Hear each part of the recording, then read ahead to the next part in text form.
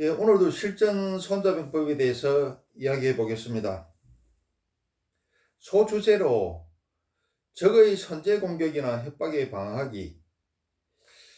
저번 시간에는 7부에 걸쳐서 적을 공격하는 방법에 대해서 이야기를 해봤는데, 오늘부터는 한 7회에 걸쳐서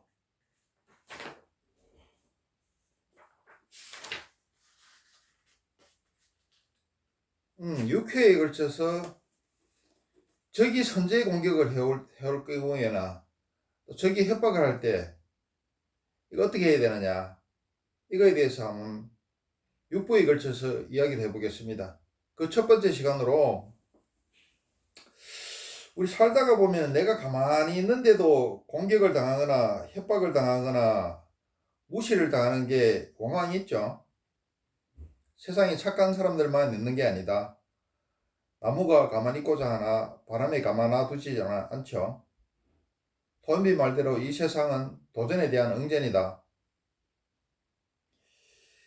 이럴 경우에 나 죽었네 하고 가만히 있으면은 가만 떼기인 줄 알고 악당들이 더 신이 나서 괴롭히죠. 그리고 그 괴롭힘의 끝은 없다. 그 빈도도 점점 더 늘어나고 그 강도도 점점 더 커져가더라. 이때는 어떻게 해야 되느냐? 처음부터 단호하게 대처해야 된다. 악당들은 강한 자한테 약하고 약한 자한테 강하죠.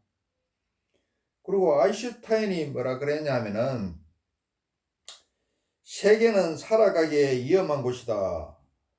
사악한 사람들 때문에 아니라 악에 대해 아무런 행동도 취하지 않는 사람들 때문이다. 자, 길거리에 강도가 있다면은 그걸 여러 사람 힘을 합쳐 잡지는 않고 도망가 버리면 어떻습니까? 그게 돌고 돌아서 결국은 나한테 오죠. 길거리 여자가 희롱당하고 있는데 모른 척하고 지나가 버리면은 그게 돌고 돌아서 결국은 내 가족한테 오더라. 또 부당한 권리라든지 이런 거에 대해서도 저항하지 않으면 어떻습니까? 그럼 노예가 되고 말죠. 적이 선제 공격을 해오거나 적이 협박을 할 때 세부적으로 어떻게 해야 되는가, 단계별이 아니고 그 사안별로 이야기를 해보겠습니다. 첫 번째로, 우선 내 잘못이 전혀 없는데 악당이 선제 공격을 해오거나 협박을 해오더라. 이럴 때 어떻게 해야 되느냐? 이럴 경우는 곧바로 참지 말고 악당을 불러서 강력하게 항의를 하고 중단을 요구해야 됩니다. 그래도 시정이 되지 않을 시에는 주저하지 말고 2판, 4판, 6탄전을 감행해가지고 초반에 아주 박살을 내버려야 돼요.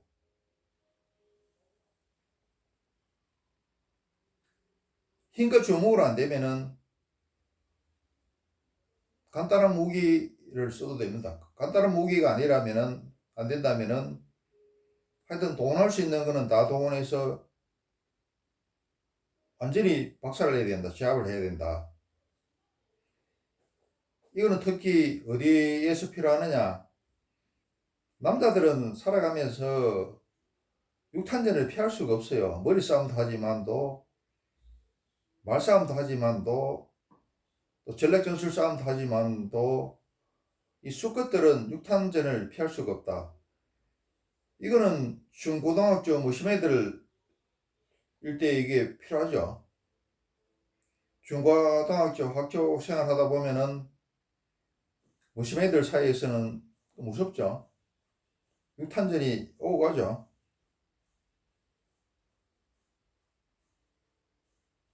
사람 쉽게 안 죽습니다.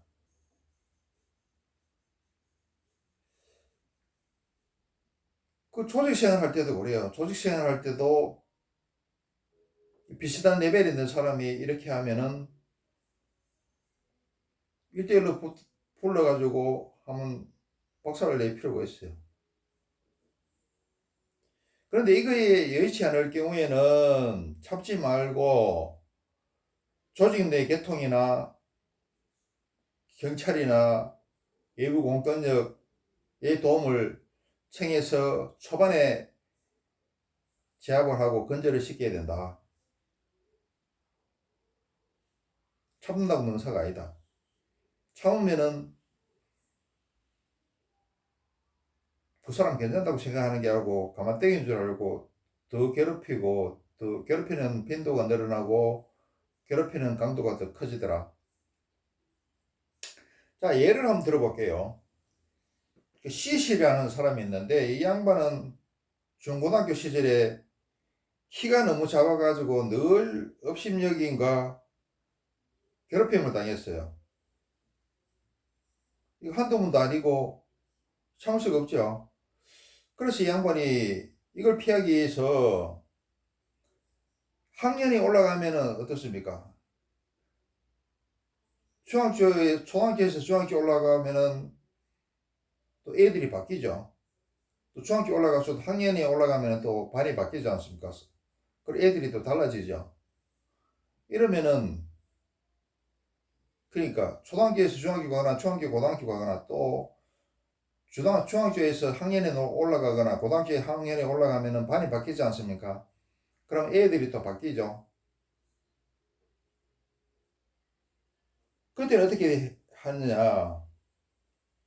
제일 먼저 찝쩍거리거나 괴롭히는 놈을 갖다가 상대방이 손 쓸 틈도 없이 그냥 온 힘을 동원해 가지고 박살을 내고 그것도 안 되면은 그 교실에 그 걸상 같은 거 있지 않습니까?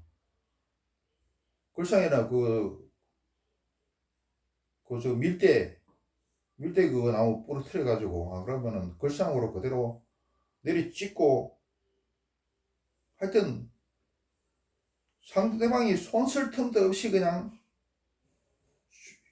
온 힘을 다해 가지고 주먹으로 몸으로 그냥 걸상 밀대 이런 거 부러뜨려 가지고 그 깨구리 뻗듯이 그냥 아주 그냥 박살을 내버려. 그렇게 한번 시범을 보이고 나면은 어떻습니까? 아무도 못 건드리죠. 저 새끼 저거 쪼만하다고 업신여기고 건드렸다가는 큰일 나겠다 싶어서 1년 동안은 아무도 못 건드리죠. 그래서 1년 동안은 아주 편안하게 지냈다 그럽니다.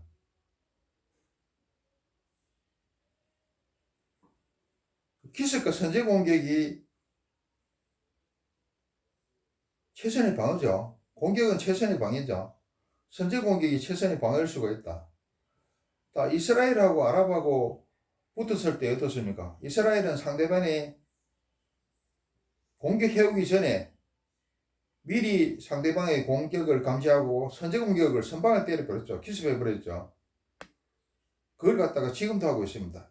그래서 지금까지도 살아남았죠.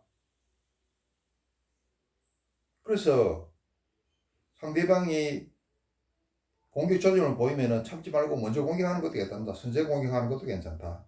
공격은 최선의 방어다. 이스라엘이 그걸 잘했다. 좀 전에 그 시시처럼 키가 너무 작아서 덜 놀림당하고 업심당하고 그걸 벗어나기 위해서 학급이 올라갈 때마다 누가 찝쩍거리기만 하면은 상대방이 그냥 손쓸 틈도 없이 그냥 정강석화와 같이 뭐 의자든 밀대든 동원해서 그냥 깨구리 뻗듯이 뻗도록 한다.